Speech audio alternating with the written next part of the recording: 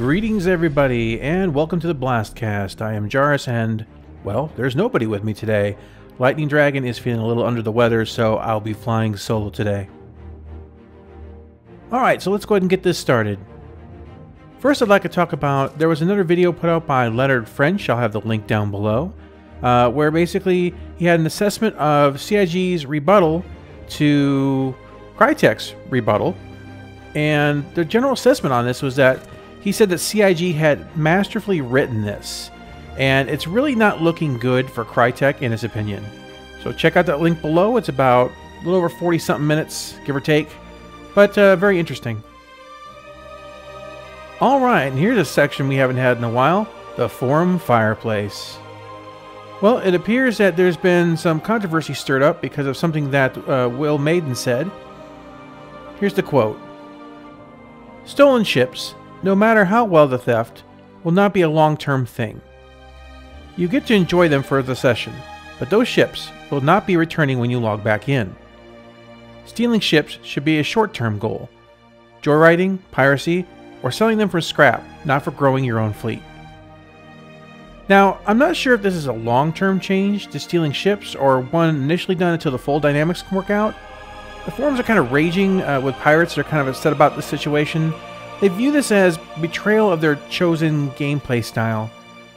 CIG is most likely looking at doing things this way, either initially due to the ability to exploit ship thefts through willingly being a victim of piracy to create kind of a ship duping scam. Think of letting a pirate friend steal your Idris M and file a claim, so both of you can end up having an Idris. When the insurance replaces yours, he still has a ship he stole, and therefore you've got two Idrises out in the universe. It's a complex subject, and we need to give CIG the time and the chance to work out how piracy and ships are going to work. As with all things in game development, the only constant is change. Of course, CIG unveiled their new website, and I actually like it. I think it looks a lot better. It's a lot less convoluted looking. My favorite part was how they did the breakdown of what they're trying to shoot for in each of the upcoming releases, 3.1, 3.2, and so on. But the most interesting one to me was 3.2. Now, in each individual section, there'll be a bar that shows the progress of how far along they are and finishing that particular feature. Now, as I said a while ago, when the time frame comes along, like they want to release every 3 months a new major patch. So if something isn't finished by the time that release is supposed to come out, then basically what they're going to do is they're just going to go ahead and release what is finished and then move that particular project onto the next phase or the next release. But 3.2 really kind of looks like, well, having nearly the complete game. I mean, obviously other than all the systems and things like that, because what they have here is distress calls, service beacons for escort, refueling, repair, mining, that's going to have prospecting, extraction, refining, and selling. Salvage is going to have scanning, extraction, processing, and selling.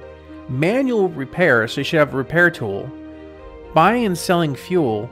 Fuel transferring, which brings all the starfarers into effect. Ship and personal equipment wear and tear. FPS AI, now that's a big one, especially for having pirate bases on the ground and really fleshing out the worlds. Improved flight AI. So 3.2, with the exception of not having the ability to jump to other systems, is going to have most of what makes Star Citizen Star Citizen. I'm really looking forward to that one.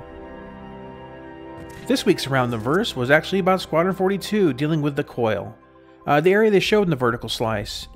Apparently, all the clouds there are just one gigantic volumetric effect, and including having kind of barriers that you can't really see, but they're like electrical storms and things like that. Your ship will maybe start to shimmy and shake more as you get towards the areas that would eventually cause your ship to get destroyed. And from what it sounded like, and I'm not exactly sure, but it sounds like these pathways or what opens up kind of shifts a little bit, like as maybe the clouds flow a little bit and it changes. So I'm really looking forward to seeing how that comes out. Basically, the whole area is the way it is because the sun had nova'd, and it caused the planet to explode. And they said if you looked at all the pieces, the large chunks that are floating out there, and you kind of put it back together, you could get a general idea of what that planet kind of looked like. So mining companies are out there because they can actually get to the deep core of the planet and get resources that would be pretty hard to attain on any intact planet. Of course, pirates like the area because it's easy to hide in the clouds, and because it's very, very risky, a lot of people don't want to pursue them. Overall, it was a really interesting episode, and if you haven't watched it yet, I do recommend you check it out. Alright, this week's Reverse the Verse was, of course, an interview with Chris Roberts, and we'll cut to the highlights here. He had a couple questions that I thought were interesting. What are the thoughts on the perks that can be transferred from Squadron 42 into the Persistent Universe? And he said, you will unlock badges in Squadron 42, which will allow you to get certain things in the Persistent Universe. Through relationships in Squadron 42, you can unlock missions and content in the Persistent Universe. There may also be a Veterans group in the Persistent Universe, which will give you missions if you completed Squadron 42. There will also be specific areas for UEE service members. This will carry over to other groups. There will be specific areas for the Merchants Guild, for example. This will work similarly for organizations. Will Squadron 42 have different endings? If so, will the different endings have an effect on your character in the PU? It will affect your character in terms of what they've earned. The concept is that as you play Squadron 42, it fills out your journal. Things you do unlock things in the Persistent Universe. There is only one successful ending to Squadron.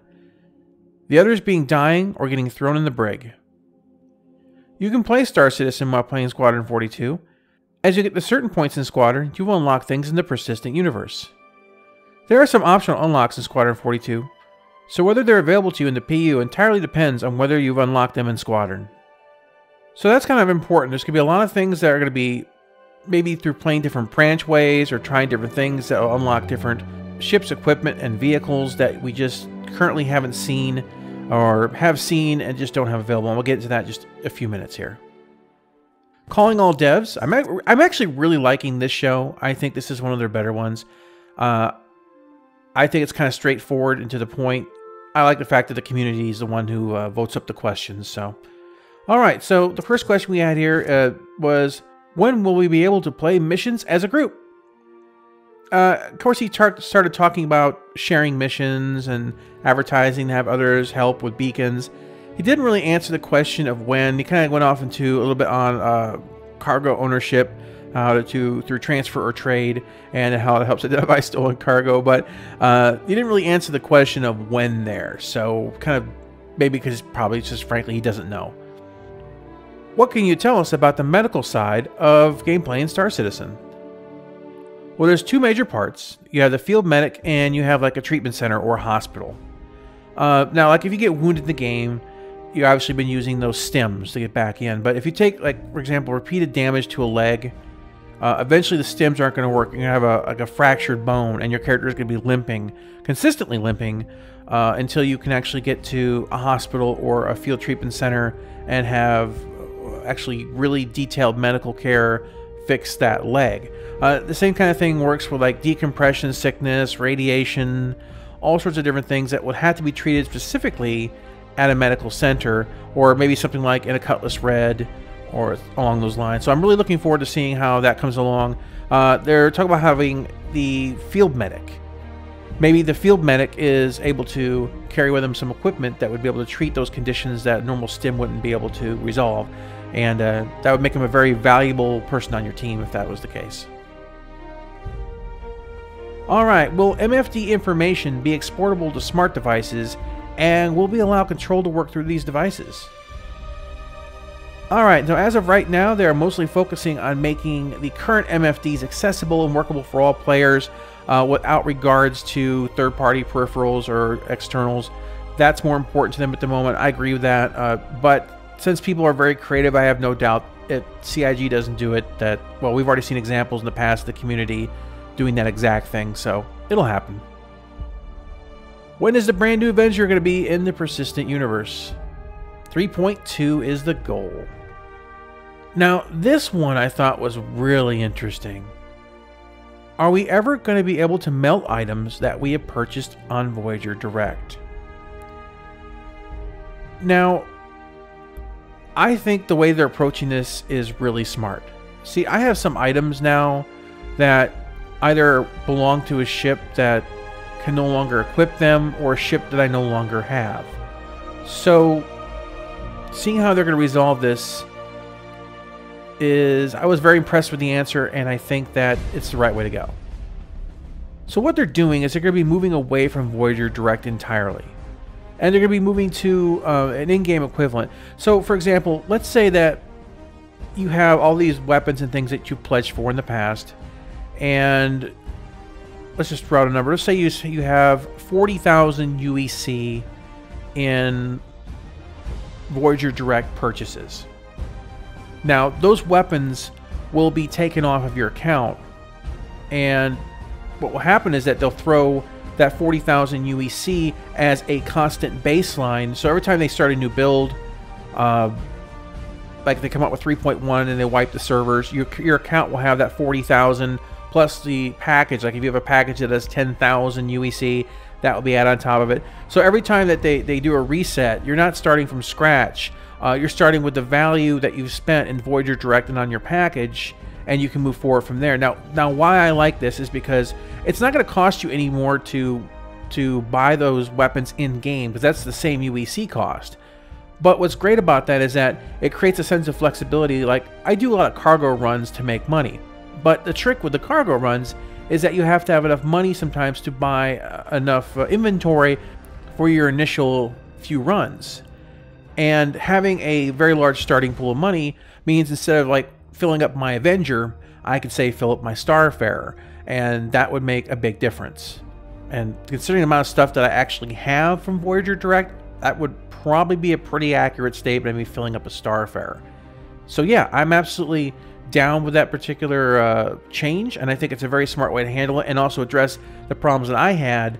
For example, I had a flash fire mount for the Cutlass Black or the Cutlass Blue or whatever Cutlass I was going to use it on, and they took that away after the rework, and this fixes that problem for me. Good move, CIG. Great decision. Alright, and just as a kind of editorial note here, of course they unveiled the new tiers, some special rewards and bonuses. For example, I have the gold gear for the rank that I am, and I just well, I'm more than a few dollars shy, but the next tier that I would unlock if I decided to go that route would be to get an F8 Lightning as a backer reward. That was a question that was asked also as well, and I wanted to leave that out of the reverse to verse because I wanted to get to it here. So what was asked was, what's up with the F8 Lightning? And Chris said, you don't get the F8 Lightning until Squadron 42 is out. Basically, the way it works, there are a few ships where if you make it far enough in Squadron 42 that you can fly those ships, then you get a badge in the PU to be able to buy those ships in-game with UEC. As a thank you to the backers who have supported at a very high level, they get the F8 Lightning outright when Squadron 42 is out. To be clear, this is the F8C that people can acquire, not the F8A, which is what you will fly in Squadron. The F8C has civilian equipment, while the F8A has military equipment. So some people are upset that they're saying that, oh, well, this is essentially speaking selling the F8 as long as you spend $10,000, which is the level you need for backing to have the ship unlocked on your account. And there's even a higher level where you can get the luxury variant, and there's no way in heck I'm ever going to hit that one, unless I win the lotto. In that case, yeah, why not? I don't see this as a real problem. I don't see this as a break of promise either, because they're not selling it. They're just saying, hey guys, all you really big backers, you guys who paid an employee's salary for the year or half a year or whatever, here, have a ship on us. And it doesn't affect anybody, because he says right there, you're going to be able to unlock that ship anyway just by playing Squadron 42. So, the difference is that, they won't have to buy it. And they'll just have it from the beginning. It'll be in their hangar. It's not going to make it a better ship. And it's not always bad to have goals to work for out in the persistent universe. I think having everything that you want, like even though I have a lot of ships, there's still some ships that I do want. Well, if I had them all, I would probably end up getting bored with the game pretty quickly without much to do. Well, maybe. I really want to go out there and help people find what they want to do. Alright, and this week on Explore the Verse, Lightning Dragon, my brother Captain Tyler, and I all head to Daymar to see how tough an Ursa rover actually is. So join us Thursday for the Explore the Verse, the Dukes of Daymar. And on the playlist this Sunday, I'm going to be covering Evokron Legacy. This is a game that Star Citizen could really look at as an example of proper pacing mechanics, great UI, fantastic controls, and it's made by one man. The first episode may be a bit long because I'm going to show off a ton of the mechanics and really let you see what is there. Evokron, in my personal point of view, is a strong contender for the title of the best damn space sim ever. It blends a lot of the mechanics of things you liked if you liked Independence War. It's got very, very smooth and usable UI. It's got a very brilliantly done radar, navigation system, fuel mechanics. The Newtonian is great. It has no speed caps. You can set up private servers. You can play solo play. You can do it online, obviously, with the private servers, or join someone's servers already out there if they have it open. The game is fantastic, so I really look forward to showing you guys that one. It's really one of my favorite space games I've ever played, and you may find the way that they approach some things very interesting, and apply that to some of the feedback that you give the Star Citizen as a point of reference. Alright guys, well that's about everything for this week, and I guess since Lightning Dragon isn't here, I can't have him say something clever, so I will go ahead and just wrap this up. We will catch you on the next one.